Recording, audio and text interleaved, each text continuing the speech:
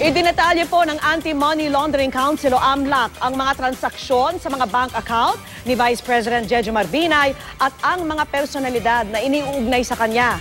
Sabi po ng AMLAC, merong indikasyon na galing ang mga pondong ito sa mga iligal na gawain at nakatutok si Ruth Cabar. Idinitalya ng Anti-Money Laundering Council o AMLAC ang mga kahinahinalang transaksyon umano ni Vice President Jejomar Binay sa mga taong 2009 hanggang 2014. Nakakuha ang GMA News ang kopya ng report ng Anti-Money Laundering Council na naging basehan ng freeze order sa mga bank accounts ni Binay at iba pang individual.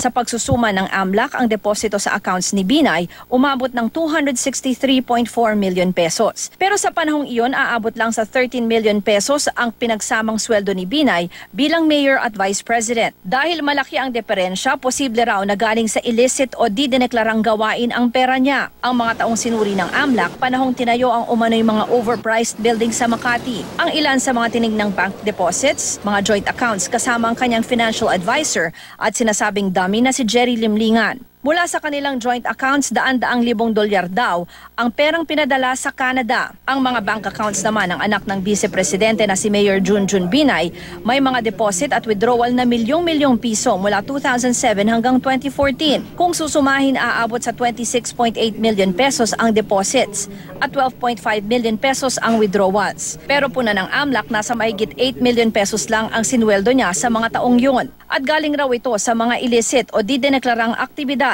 Dati nang sinabi ni Vice President Binay na lilima lang ang kanyang mga bank account at wala raw illegal sa mga ito. Yung perang yun, dun sa limang yun, yun karamihan dun, kinita ko bilang abogado bago pa ako mapunta sa gobyerno.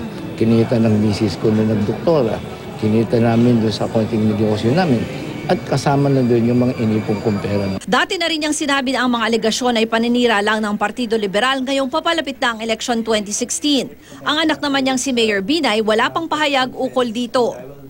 Nabanggit din sa freeze order ng Court of Appeals ang bentahan ng gusaling ito sa Makati City sa pagitan ng Boy Scouts of the Philippines at Alpha Land Corporation. Ibinunyag kasi sa Senate hearing ni dating Vice Mayor Ernesto Mercado, kumita mula sa nasabing transaksyon si Vice President Jejomar Binay ng 200 milyong piso o mahigit pa. Pero yung 5% para kay boss. Ang tinutukay po niyang boss noon ay si Mayor Jejomar Binay.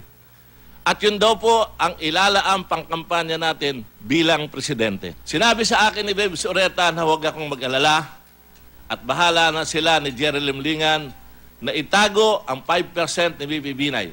Dahil meron siyang kumpanya, ang Noble Care Management Corporation. Si Attorney Mario Babes Oreta, ang presidente ng Alpha Land, ay incorporator at stockholder din ng Noble Care.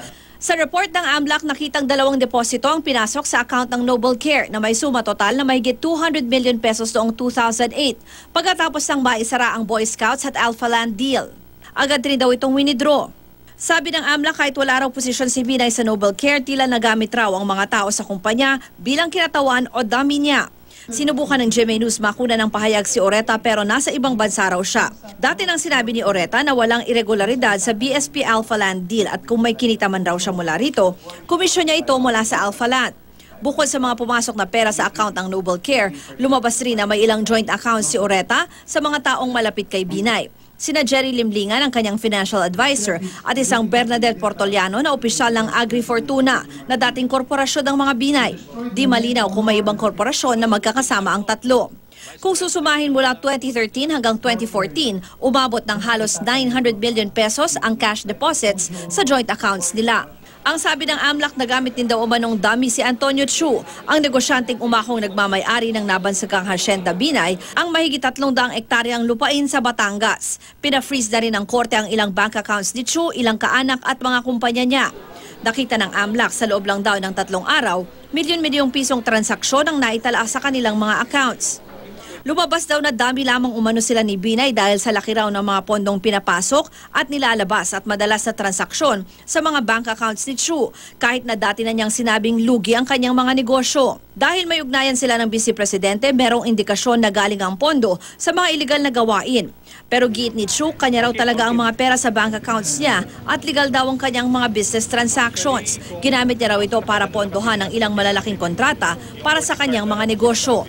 Wala, bastusan na to. Una sa lahat, yung AMLA report na yan, puro kasinungalingan.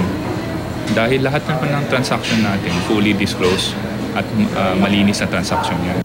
Ipagpapatuloy daw ng AMLAC ang sinasagawa nitong financial investigation para sa posibleng pagsasampa ng kasong money laundering laban sa mga nabanggit na individual. Ruth Cabal, Nakatutok, 24 Oras.